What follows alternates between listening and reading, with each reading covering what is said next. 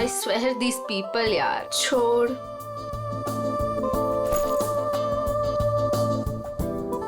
हो क्या गया इस प्रिया को? प्रेजेंटेशन था और ऐसे ही उठ के आ गई। छोड़ ना। बॉस भी खूब डांटे होंगे। क्लाइंट भी नाराज लग रहे थे। कुछ भी कहो यार मीता, ये एटीट्यूड ना है तो गलत। पता नहीं क्या समझती है अपने आप को। वो ऐसा है ना कि अपने बॉस से सीधे साधे, तो उनके सीधेपन का वो गलत फायदा उठाती है। और अपने बॉस है कि कुछ कहते ही नहीं है। वैसे भी उसे पड़ी कहाँ है इस जॉब की? इतना पैसा है उसके डैडी के पास, बस टाइम पास कर रही है। कुछ भी हो, एक रिस्पॉन्सिबिलिटी नाम की कोई चीज होती है। I know. बाल देखे थे उसके सर के, कैसे बिखरे हुए थे, जैसे किसी ने सिर के बाल नोच लिए हो।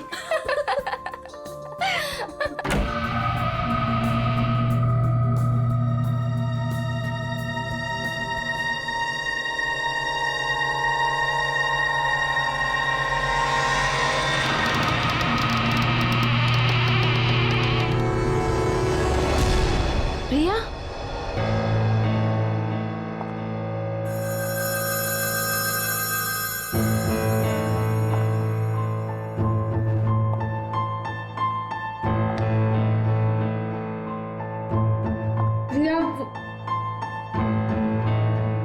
प्रिया वो एक्चुअली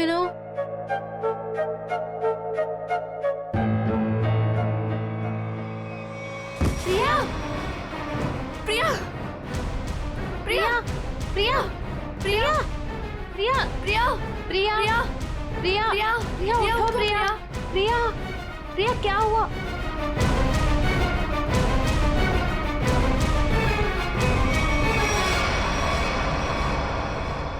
ये तो मर गई।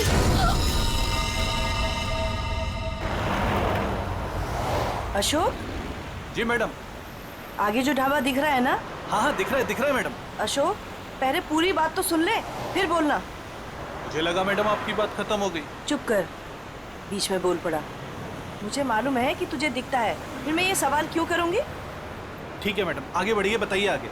आगे नहीं बढ़ना है, गाड़ी ढाबे पे लगाना, कुछ खाएंगे पिएंगे। हाँ मैं... रुक रुक, आ गया ढाबा। जी।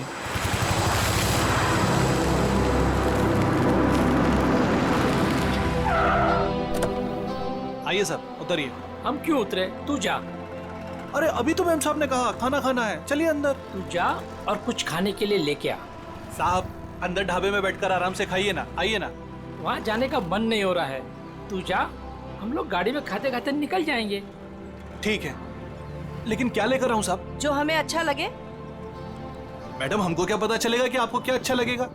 साहब आप ही बताइए ना, क्या लेकर आए हम?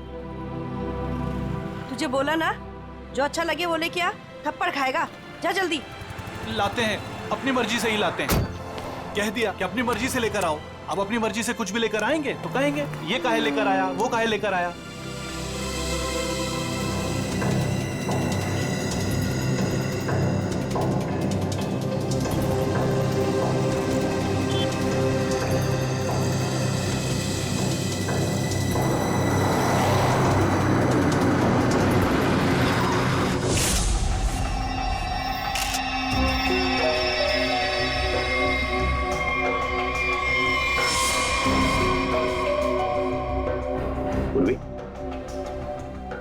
पलटाओ इसे।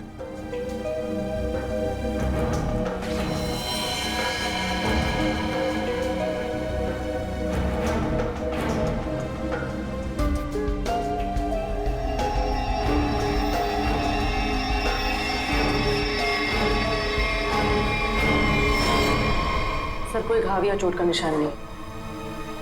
हाँ, ना मुंह से कोई झाग निकला है, ना शरीर पर कोई नीले रंग के निशान है, ना कोई पंक्चर मार्क्स, सुई के या और कुछ। ये जहर का मामला तो नहीं है।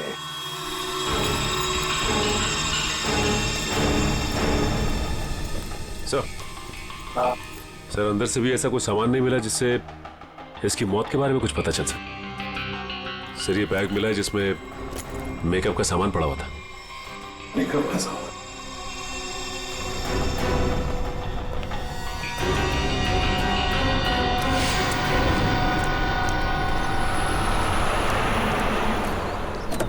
लीजिए मैडम खाना।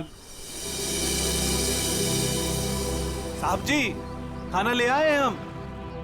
मैडम लगता है दोनों सो गए, हमको खाना लाने भेजे। और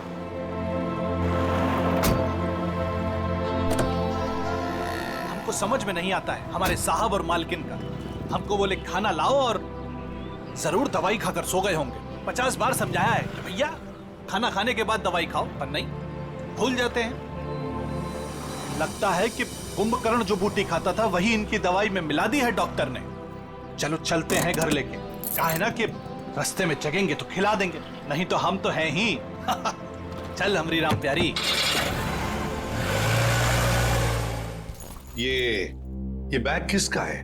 सर ये प्रिया का है। प्रिया का बैग है। वैसे मीता और शीना, वैसे प्रिया आप दोनों के सामने बाहर आई, फिर वहीं पर गिरी और अपना दम तोड़ दिया, है ना? तुम दोनों ही थी ना? Yes sir. लेकिन सर हमें नहीं मालूम कि वो कैसे मर गई। वो तो हम पता लगा लेंगे, तुम घबराओ मत। वैसे प्रिया ऑफिस कब आई थी? सर ये सब होने से कोई 25 मिनट पहले। वो ऑलरेडी लेट थी सर प्रेजेंटेशन के लिए। हम लोग उसका इंतजार कर रहे थे। क्लाइंट्स भी नाराज थे। वो आई, उसने सबको सॉरी बोला और प्रेजेंटेशन शुरू किया। पर वो थोड़ा लॉस्ट लग रही थी सर, नर्वस भी लग रही थी। क्लाइंट्स भी इंप्रेस नहीं थे, तो मैं उसे बाहर लेकर गया और समझाया कि उसे रेस्ट की जरूरत है। She was looking lost. Then I told her, go to the washroom and get freshen up. Look presentable. और फिर 15-20 मिनट के बाद में मीता और शीना के चीखने की आवाज आई। हम भागकर वहां पहुंचे तो प्रिया मरी पड़ी थी। निखिल, काम करो। प्रिया की बॉडी, प्रिया की बैग, उसके अंदर जो भी सामान है, कॉस्मेटिक्स वगैरह, और फिर खाने पीने की चीजें, सब का सब फोरेंसिक लैब भेज दो। वैसे प्रिया का पर्सनल नंबर या फिर उसके घर का नंबर, उसके घर वालों का नंबर तो होंगे ना शायद आपके पास? और यस सर, मेरे पास उसके मम्मी और पापा दोनों का नंबर है।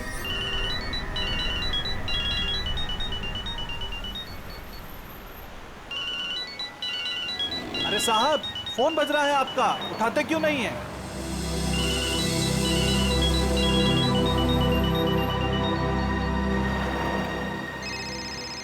अरे अब मैडम आपका फोन बज रहा है, आप भी नहीं उठा रही हैं। अरे मैडम जी अब आपका भी फोन बज रहा है। दोनों घोड़े बेचकर सो रहे हैं।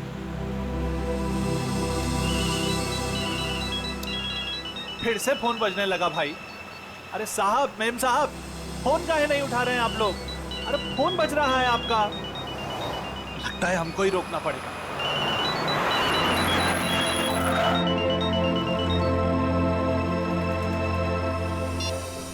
हेलो, कौन?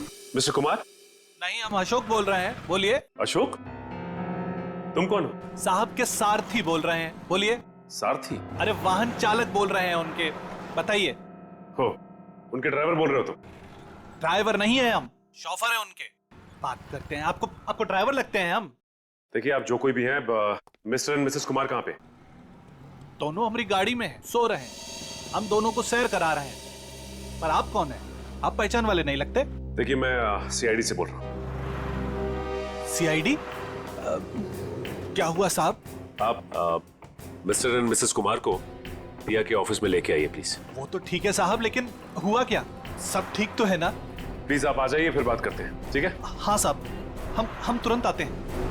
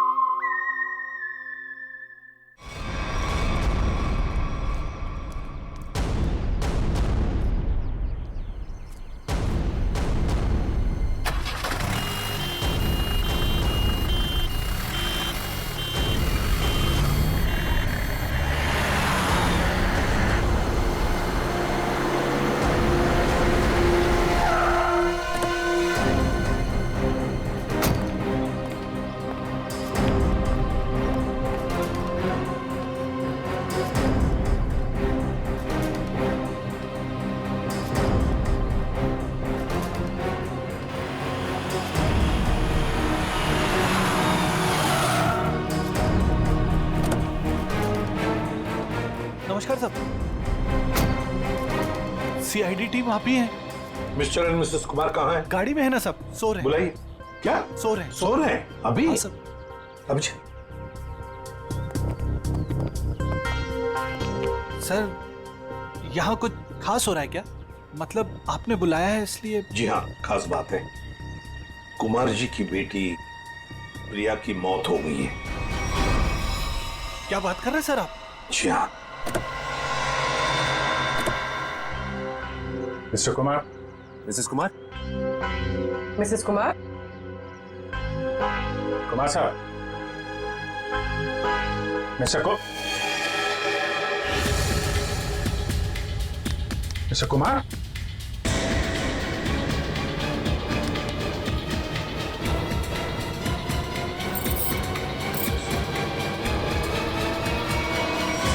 My God. सर ये भी? सचिन,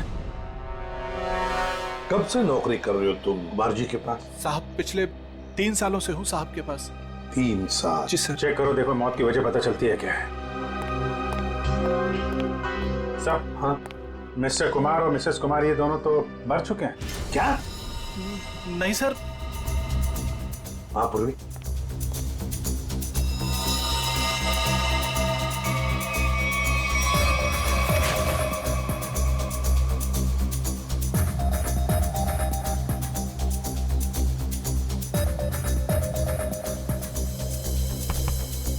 एक घंटे से ज्यादा तुम इन दोनों को गाड़ी में बिठाकर घूम रहे हो और तुम्हें पता तक नहीं? नहीं सर, ऐसा कैसे हो सकता है? अरे जब पूना से हम लोग निकले थे तब साहब और मेम साहब एकदम ठीक थे। बल्कि रास्ते में मेम साहब ने मुझे कहा कि ढाबे पर गाड़ी रोक लो, खाने के लिए कुछ लाना है। गाड़ी ढाबे पे लगाना, कुछ खाएंगे पिएंगे। जी साहब, 1-2 बार पहले भी ऐसा हुआ है। साहब और मेम साहब दवाई लेकर सो जाते थे और काफी देर तक सोते थे, तो मुझे लगा कि शायद गाड़ी में सो रहे होंगे। सर, हाँ? दोनों के शरीर में अभी घाव या चोट का निशान नहीं है। कोई भी निशान नहीं? तो कहीं जहर तो नहीं दिया इनको? जहर के कोई सिम्टम्स या कोई निशान है? नहीं सर, बस सर कार में भी ऐसा कुछ नहीं मिला जिससे इनकी मौत के बारे में कुछ पता लग सके। अच्छा, और भी कुछ मिला क्या? हाँ सर, गाड़ी में खाना है, हो सकता है उससे कुछ हुआ। नहीं सर, ऐसा हो ही नहीं सकता। वो क्या है ना कि साहब और मेम साहब ने खाने को चखा भी नहीं था, खाया ही नहीं साहब। सर, प्रिया भी कुछ इसी तरीके से मरी है। इन तीनों की मौत के पीछे वजह क्या हो सकती है? एक बात बताओ, कुमार जी के परिवार में और कौन कौन है? साहब, प्रिया मैडम और उसके बाद बड़ी बेटी थी रीमा मैडम और छोटी अन्नू। अच्छा, तो ये दोनों बेटियां अब कहाँ होंगी?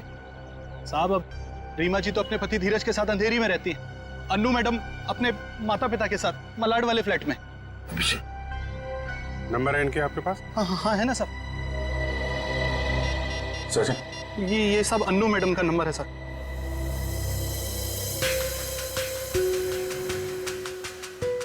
रीमा जी का भी रीमा नंबर। का? ये रहा साहब।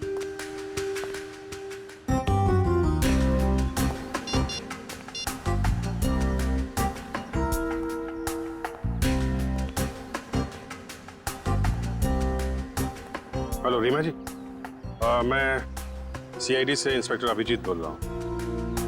आप सीआईडी ब्यूरो आ सकती हैं? वो हम आपको बाद में बताएंगे, थोड़ा अर्जेंट है। आप प्लीज़ जल्दी आइए। या ओके। सर, रीमा को बोल दिया है सीआईडी ब्यूरो आने के लिए। और सर, अनु तो फोन ही नहीं उठा रही। हो सकता है साहब कॉलेज गई होंगी। कौन से कॉलेज में?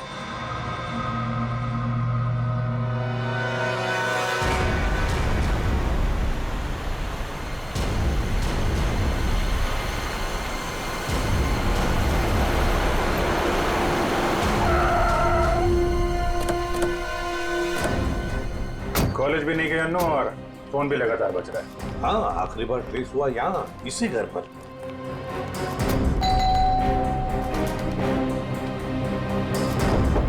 अन्नू,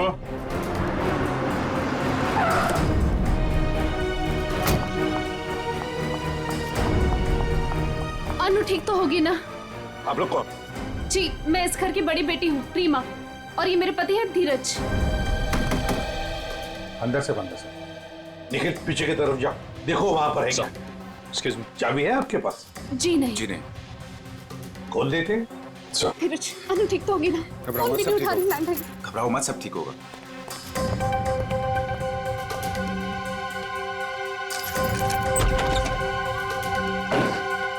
अनु! अनु!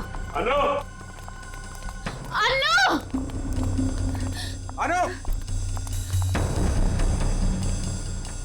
अनु!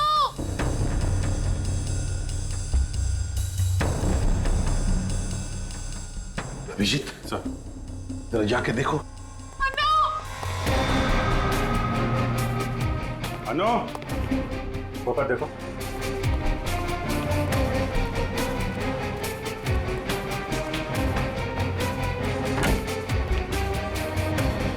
हाँ सचिन।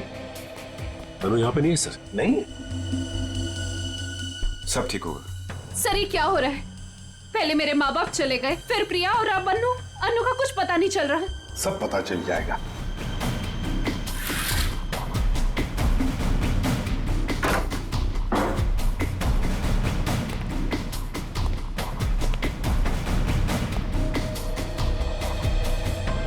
हाँ?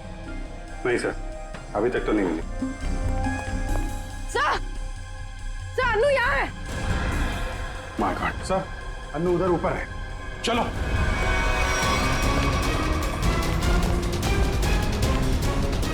हाँ बोल। अनु जिंदा है, बेहोश है।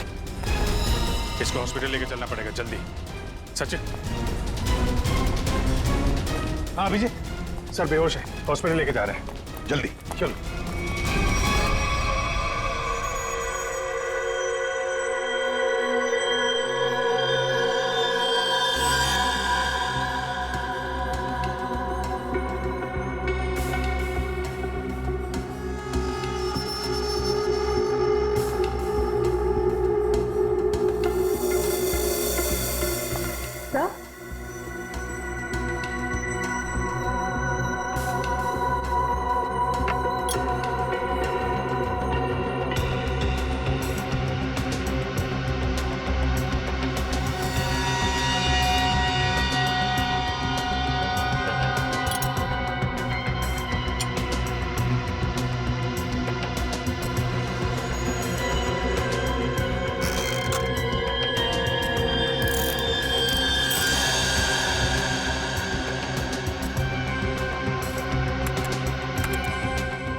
अच्छा, तो ये बात है।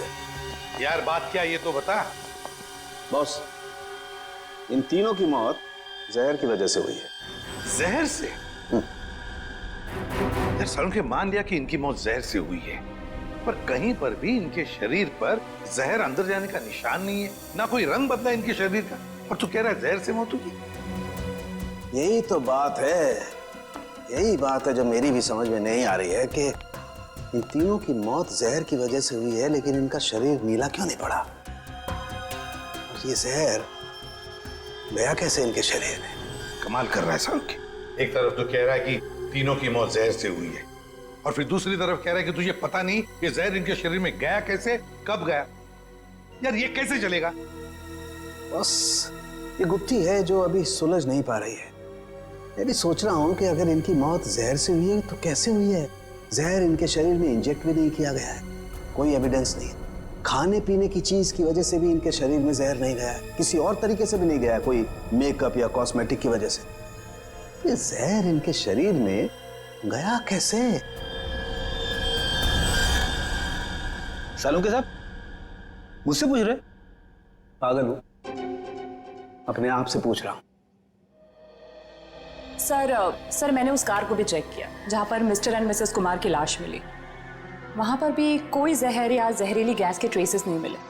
सारुंखे, मिस्टर एंड मिसेस कुमार की मौत पुणे से मुंबई आते वक्त गाड़ी में हुई, और प्रिया की मौत उसकी अंधेरी वाली ऑफिस के वॉशरूम में हुई, मीलों दूर, मगर एक ही वक्त पर और एक जैसे ही जहर से। कैसे? बता ना। अच्छा चल, ये तो बता सकता है कि कौन सा जहर था। बस वो कुछ टेस्ट अभी करना बाकी है, उसके बाद पता चलेगा कि वो जहर कौन सा था और जहर कैसे गया इनके शरीर में। सर, हाँ। सर, अनु को ऑब्जर्वेशन में रखा गया है और डॉक्टर्स का कहना है कि आने वाले 24 घंटे उसके लिए बहुत क्रिटिकल हो सकते हैं सर। तो डॉक्टर ने बताया नहीं किस वजह से बेहोश हो गई? सर, जहर का असर हुआ उसे। क्या? जहर से? हाँ सर। और सर, अजीब बात तो यह है कि उसके शरीर में यह जहर ना ही किसी इंजेक्शन से गया है और ना ही किसी खाने की चीज से। मिस्टर एंड मिसेस कुमार और प्रिया तीनों की मौत जहर से हुई और अब अनु को भी जहर दिया गया था। है ना बड़ी अजीब बात। ऐसे लगता है जरूर कोई ना कोई तो है जो इस पूरी कुमार फैमिली को खत्म करना चाहता है। सर, पूरी कुमार फैमिली ने, बड़ी बहन रीमा को तो कुछ भी नहीं हुआ। बस रीमा के खून का टेस्ट किया है मैंने, उसके शरीर में जहर नहीं है। मगर सर, पूरी फैमिली को कोई क्यों मारना चाहेगा? किसी ना किसी को तो फायदा है कुमार फैमिली को खत्म करके, पर कौन है वो और फिर क्यों? कहीं ये प्रॉपर्टी का चक्कर तो नहीं? जी, 3 लोगों की जानें ली गई है। एक अनु जिंदगी और मौत के बीच में झूल रही है, मगर तुम दोनों, तुम और तुम्हारी पत्नी, तुम तो बिल्कुल ठीक ठाक हो। ये कैसे? हम ठीक हैं, इसका मतलब ये नहीं कि हम उनके दुश्मन हैं। तो फिर और कौन हो सकता है तुम्हारे अलावा? कोई भी हो सकता है। इतना बड़ा बिजनेस है, होगा कोई जिसकी आंखों में ये धन दौलत चुभ रही होगी। वही तो हम जानना चाहते हैं, खूनी कौन है? मुझे नहीं पता कि उनका खूनी कौन है, लेकिन उनकी मौत का इल्जाम अब हम पर मत लगाइए। आप क्या चाहती हैं? सीआईडी ये मान ले कि आप दोनों बेकसूर हैं? मत मानिए हमें बेकसूर, लेकिन मेरे माँ बाप और बहन थे वो। हम अपने परिवार वालों को खत्म नहीं कर सकते। मैडम, ये कहीं नहीं लिखा कि कोई अपने परिवार वाले को मार नहीं सकता। मेरे पास आपके टेढ़े मेढ़े सवालों का जवाब नहीं है। अगर आपको लगता है कि उनका खून हुआ है, तो पता लगा है कि उनका खूनी कौन है। सर, मुझे लगता है कि ये सारे खून धीरज साहब कर रहे हैं। क्यों भाई, तुम्हें ऐसा क्यों लग रहा है? आप वो क्या है ना साहब के धीरज साहब आए दिन आकर साहब के पास पैसे मांगने आते थे। साहब और मीम साहब इस बात से नाराज रहते थे साहब। जी, ये धीरज काम वाम नहीं करता था क्या? क्या काम करेंगे साहब? वो कहते हैं ना कि जब ससुर दौलत का समंदर हो तो इस तरीके के दामाद बाज कैसे आने वाले हैं। अच्छा, ये धीरज इतने सारे पैसों का करता क्या था? अरे बोलो ना भाई, क्या करता था? साहब, वो जुए और शराब की लत। वो कहते हैं ना साहब कि एक बार ये लत लग जाए तो अच्छे बर्बाद हो जाते हैं। मैं तो कहता हूँ साहब, 2-4 लाख रुपया नहीं, 10-20 लाख भी होता तो सब हवा हो जाता। मैंने बड़े बड़े महलों को शराब के प्यालों में बहते हुए देखा है साहब। हमारे धीरज साहब भी कुछ उसी तरीके के आदमी हैं साहब। हाँ, वही हुआ होगा ना सर। मिस्टर कुमार से उसने पैसे मांगे होंगे, मिस्टर कुमार ने मना कर दिया होगा, तो गुस्से में आके इसने उनका खून कर दिया। वही हो सकता है साहब, लेकिन हमारे साहब भी क्या करते, किस किस को पैसा बांटते साहब। और पैसों के लिए तो रोजाना झगड़े होते थे घर में। अभी 3-4 महीने पहले भी झगड़ा हुआ था धीरज साहब का और वरुण साहब का, वो प्रिया दीदी के पति का। प्रिया का पति भी है नहीं साहब, थे। वो 3 महीना पहले कार एक्सीडेंट में उनकी मौत हुई ना साहब। कार एक्सीडेंट में? अच्छा, ये बताओ कि ये झगड़े के कितने दिन बाद वरुण का एक्सीडेंट हुआ था? 1 हफ्ते के बाद सर। सर, ये एक्सीडेंट है या मर्डर? पंकज, ये सारा का सारा चक्कर प्रॉपर्टी के लिए हो रहा है। धीरज को सारी की सारी प्रॉपर्टी खुद ही चाहिए थी। प्रॉपर्टी मुझे कैसे मिलेगी सर? बताओ, चल बता देता हूं। अगर पूरा का पूरा कुमार खानदान मिट गया तो सारी प्रॉपर्टी किसे मिलेगी? तुम्हारी पत्नी रीमा को। अगर रीमा को कुछ हो गया तो फिर प्रॉपर्टी किसके नाम पर हो जाएगी? धीरज जी, प्रॉपर्टी तुम्हारे नाम पर हो जाएगी। क्यों बोलती बंद? क्या बोलूं सर, आप लोगों को कोई मिल नहीं रहा है, आप लोगों को समझ नहीं आ रहा किससे फंसा है, तो आप लोग मुझे पकड़ रहे हैं सर।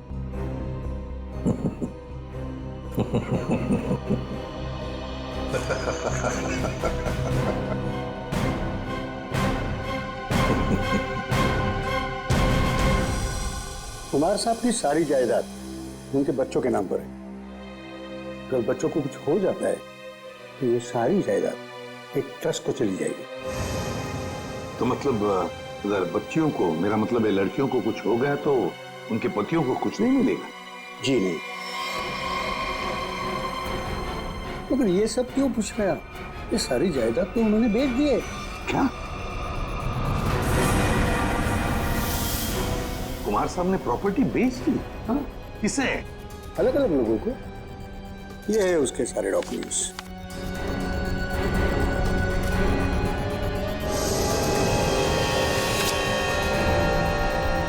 गोवा की प्रॉपर्टी, पूना की प्रॉपर्टी, महाबलेश्वर वाली प्रॉपर्टी, और हाँ, सारे पेपर्स पे उनके साइन है।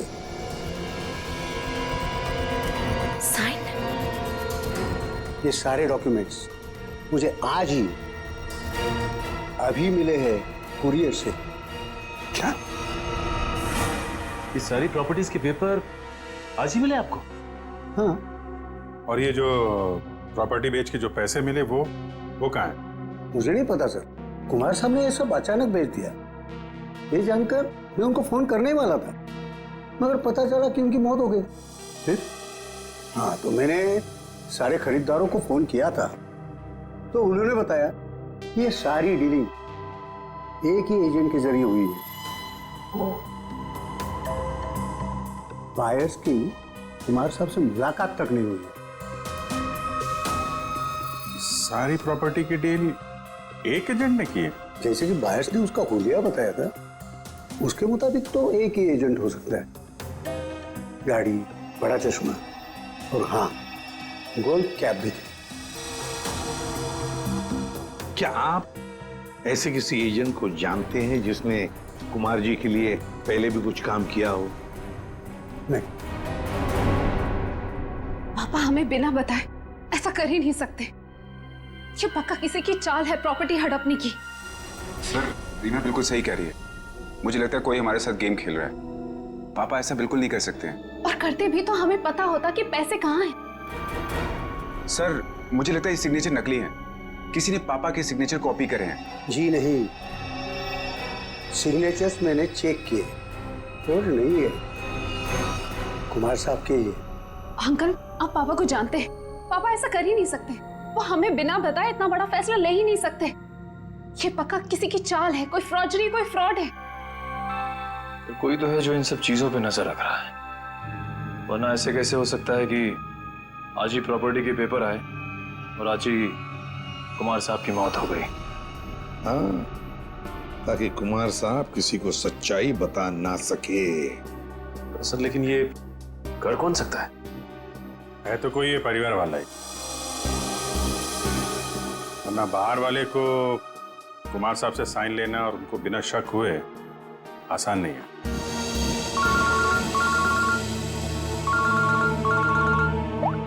हाँ, बोलता रुके। क्या? पेंट से? हाँ बॉस, पेंट की वजह से इन तीनों की मौत हुई है। यार साउंड तो क्या बात कर रहा है? क्या पेंट पी लिया उन्होंने? पेंट नहीं पिया है बॉस, पेंट में जहर मिला हुआ था और वो जहर इनके फेफड़ों में पहुंचा, इसकी वजह से इनकी मौत हुई है। ये देख साउंड, की हवा में बात मत कर, जल्दी बता दे असली बात क्या है। देखो, तुम जानते हो मैं बिना सबूत के कुछ नहीं कहता हूँ। बॉस, इनके फेफड़ों में जहर के साथ साथ मुझे कुछ केमिकल के ट्रेसेस मिले और वो केमिकल सिर्फ पेंट में इस्तेमाल होता है। और सर, वो भी धीरे धीरे, शायद 20-25 दिनों में ये जहर उनके शरीर में गया होगा। बिल्कुल स्लो पॉइजन की तरह, और उन्हें पता भी नहीं चला कि वो लोग धीरे धीरे जहर इनहेल कर रहे हैं। और बस धीरे धीरे एक एक पल ये लोग मौत के करीब जा रहे थे। और संयोग की बात है कि आज उस स्लो पॉइजन की वजह से इनकी मौत हो गई। पेंट में जहर, पेंट में जहर, पूरी कुमार फैमिली का घर। सर, लगभग 1 महीना पहले घर के 3 बेडरूम की पेंटिंग हुई थी। किस किस का बेडरूम था वो? मम्मी पापा, अनु और प्रिया के बेडरूम में। बस मुझे तीनों बेडरूम्स का पेंट चेक करना पड़ेगा। कर लो। पूरी निखिल, अमित,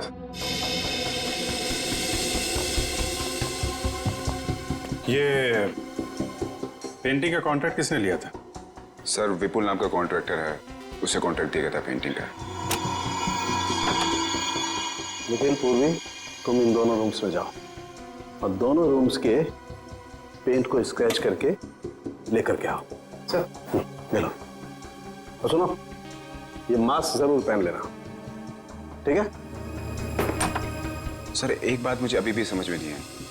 पेंट में जहर की वजह से तीनों की मौत हुई थी, लेकिन जो इस घर में काम कर रहे हैं उन्हें कुछ क्यों नहीं हुआ? सिंपल बात है ना धीरज, जो लोग इस घर में काम करते हैं वो बेडरूम में ज्यादा वक्त नहीं गुजारते। बेडरूम में तो घर के लोग रहते हैं ना ज्यादा देर तक। रात में, दिन में भी कभी कभी आदमी सो जाता है, तो असर उन्हीं पे ज्यादा होगा।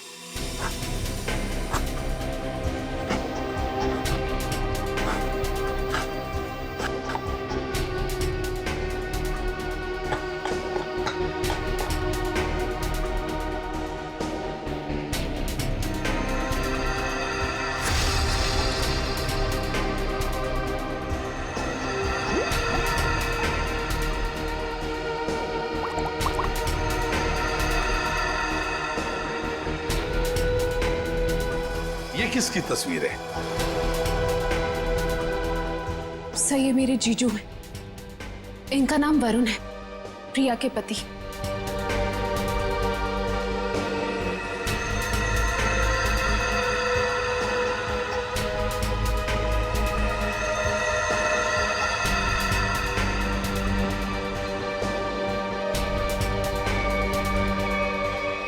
बॉस, कंफर्म हो गया, तीनों बेडरूम के पेंट में जहर है।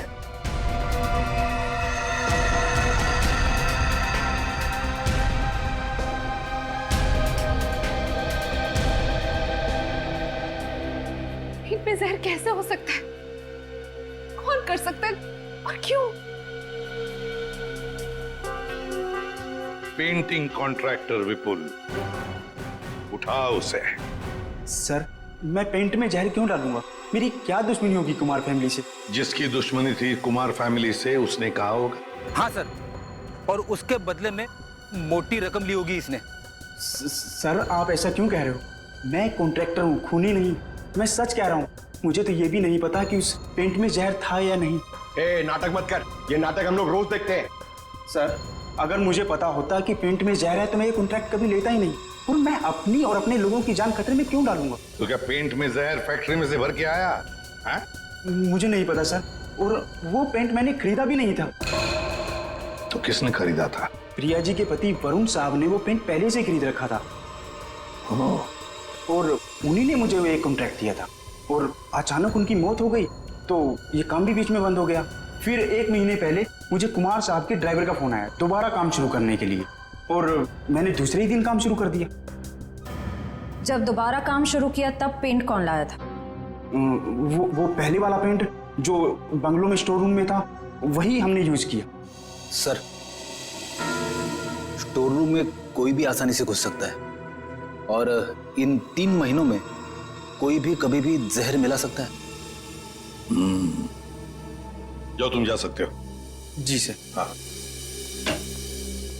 सर। हाँ सचिन। सर, उस एक्सीडेंट में वरुण पूरी तरह से जल गया था। अच्छा, तो फिर आइडेंटिफाई कैसे किया, पहचान कैसे की उसकी? उसकी डेंटल रिकॉर्ड से सर। डेंटल रिकॉर्ड से पता चला कि वो लाश वरुण की है। तो क्या एक्सीडेंट था या खून? सर, पुलिस का ऐसा मानना है कि वो खून नहीं था, बल्कि एक्सीडेंट था। और उनका तो ये भी कहना है कि कुमार फैमिली में आपस में काफी प्रॉब्लम्स थी, लेकिन उसके बावजूद उनको अब तक कोई भी सबूत नहीं मिला सर। और कुछ? सर हाँ, ये वरुण की एक दोस्त दिशा, उसके साथ अक्सर वो फोन पे बातें किया करता था घंटों घंटों। और जिस वक्त एक्सीडेंट हुआ उससे पहले भी वो दिशा से फोन पे बात कर रहा था गाड़ी चलाते हुए। यही आई विटनेस का भी कहना है।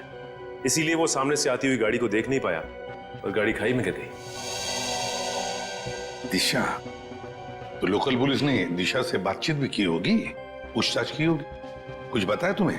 हाँ सर, उन्होंने बात की। उनका कहना है कि फोन करते वक्त जिस समय फोन पे बात हो रही थी उस वक्त ये दिशा घर पे ही थी, और साथ ही साथ जब ये एक्सीडेंट की खबर मिली तो सुन के उसे बहुत धक्का लगा।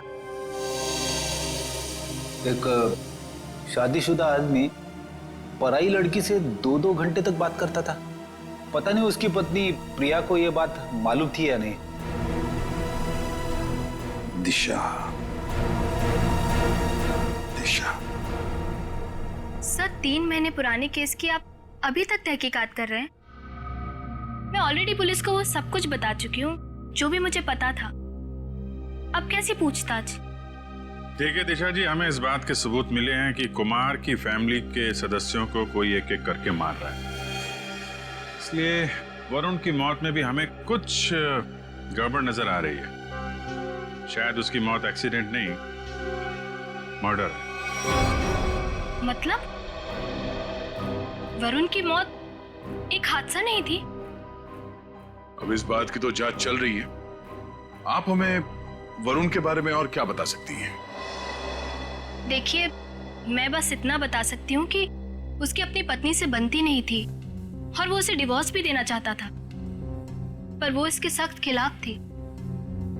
ये बात आपको वरुण ने बताई? क्यों? काफी देर रात तक 2-2, 3-3 घंटे आप दोनों बैठ के बात करते थे, तो कुछ तो खास बात होगी। एक्चुअली सर, हम दोनों एक दूसरे से बेहद प्यार करते थे और शादी भी करना चाहते थे। अच्छा, तो शायद इसीलिए वरुण की पत्नी प्रिया उसे डिवोर्स नहीं देना चाहती थी। शायद। अच्छा, आपको ऐसा लगता है कि ये प्रिया वरुण को जान से मार सकती? पता नहीं सर। अच्छा, क्या ऐसा हो सकता है कि वरुण अभी भी जिंदा हो और कहीं छुप के बैठा हो? क्या बात कर रहे हैं सर? पुलिस ने खुद उस लाश के डेंटल रिकॉर्ड्स को वरुण के डेंटल रिकॉर्ड से मैच करके ही तो उसकी शिनाख्त की है। आपको उनके काम पर भरोसा नहीं? नहीं, वो ऐसी बात नहीं है। हम इस केस के हर पहलू को देखते हैं, और आप वरुण की इतनी करीबी हैं, बहुत कुछ जानती है उसके बारे में, इसीलिए आपसे पूछा। सब, एक तो आप लोग मुंह में उंगली डालकर बात निकलवाते हैं, और जब बता दो तो आप बताने वाले पर ही शक करने लगते हैं। क्या करें, हमारा काम ही कुछ ऐसा है। हम लोग शक से शुरू करते हैं और फिर सबूत तक पहुंच जाते हैं। सर, इन्होंने तो कहा था कि इस घर में ये अकेली रहती है, पर अंदर बेडरूम की अलमारी से ये किसी आदमी के कपड़े मिले, बहुत सलीके से रखे हुए थे। दिशा जी, कुछ बताएंगे आप इन कपड़ों के बारे में? वरुण के हैं। वरुण? वरुण के कपड़े अभी भी आपकी अलमारी में? मतलब? ये तब के हैं जब वो जिंदा था और कभी कभी प्रिया से छुपके मेरे घर रुकने आया करता था। मैं कभी इन्हें फेंक ही नहीं पाई, हिम्मत ही नहीं हुई। इन्हें देख के मुझे उसकी याद आती है और उसे याद करना मुझे अच्छा लगता है। माफ कीजिए दिशा जी, हमने आपका दिल दुखाया, पर हम बस अपना काम कर रहे थे। Thank you very much.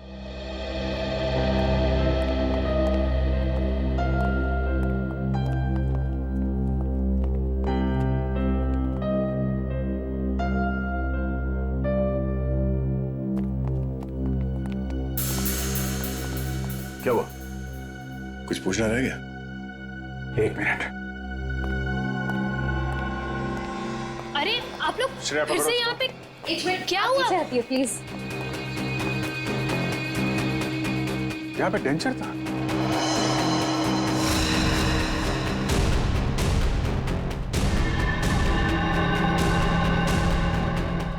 मैंने दांतों का सेट देखा था इस पानी में, अभी गायब है। दांतों का सेट यहाँ पे? इसका मतलब है वही है। सर, खिड़की खुली लगता है, वहां से भाग गया। पकड़ो अभिजीत, एक मिनट। हाँ, ये देखो।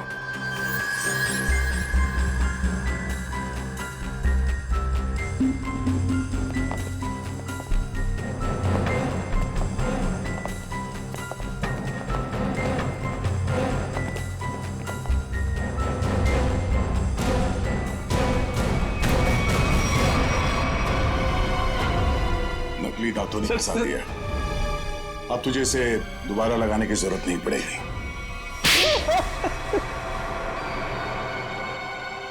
इनका नाम वरुण है, प्रिया के पति। हाँ सर, मैं नहीं मारा। मैंने अपने सास ससुर और प्रिया को मारा। पेट में जहर मिलाकर। अनु बच गई क्योंकि सही समय पे आप उसे हॉस्पिटल ले गए। क्यों मारा तुमने उन लोगों को? प्रॉपर्टी के लिए। मैंने प्रिया से शादी करी थी पैसों के लिए, लेकिन वो खुद मेहनत करके कमाना चाहती थी। और उधर रीना और धीरज ससुर जी से पैसे ऐंठते रहते थे। वो मुझे कोई कुछ नहीं देता था। अच्छा, फिर क्या सर, मैंने सबको मारने का प्लान बनाया और पहले पिताजी से ससुर जी से झूठ बोल के मैंने साइन लिए और फिर मैंने सबको मार दिया जिससे किसी को कोई प्रॉपर्टी का हिस्सा ना मिले और मुझ पे शक भी ना। तुम्हारी गाड़ी में वो लाश किसकी थी? वो एक लवारिस लाश थी जिसके जबड़े में मैंने अपने दांत लगा दिए थे ताकि लोगों को लगे कि वो जली हुई लाश तुम्हारी है। हाँ सर, पर आप लोग पैसे और प्रॉपर्टी के लालच में क्या क्या करते रहे तुम? खून पे खून किया और मिला क्या है? जेल की काल कोठरी और फांसी का फंदा।